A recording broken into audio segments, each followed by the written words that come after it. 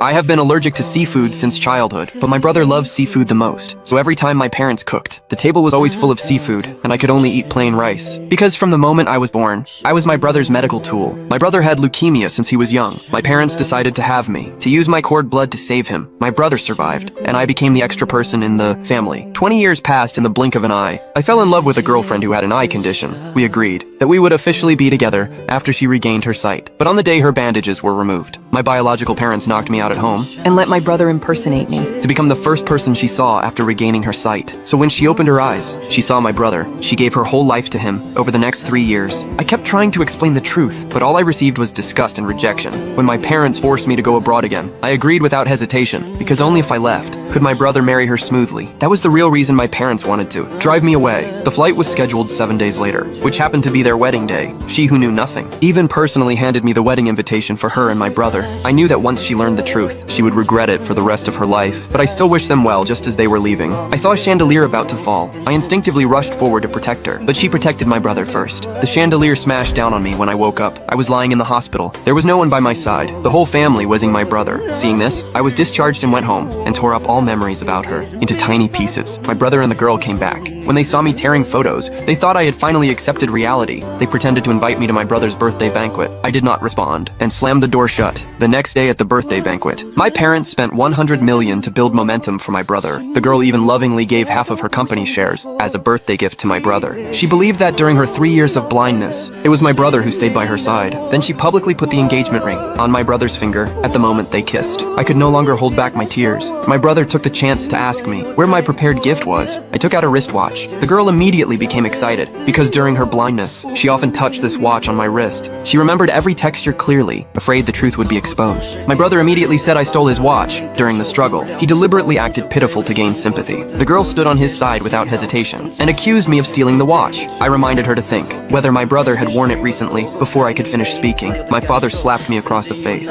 My mother picked up red wine and poured it over my head, saying I was slandering my brother. The girl was even more convinced I stole it. She snatched the watch from my hand and put it on my brother's wrist. That day, my father whipped me 99 times under family rules. He only stopped after beating me until I was bleeding heavily. I went alone to the hospital to dress my wounds. This time, I finally saw through the true faces of the girl and my entire family after being discharged. I tore up the US flight ticket my parents booked for me and secretly bought a ticket to Australia. Then, I went to the office and handled the agreement to cut off the parent-child relationship, put it into a gift box, and prepared to give it to them personally on my brother's wedding day. I also took out a USB drive. Inside were the secrets between the girl and me that she only told me during her blindness. If she heard it, she would know who her real boyfriend was. I had countless times taken the USB drive to find her, but she never listened, and even had security throw me out. Finally, the day I left arrived. It was also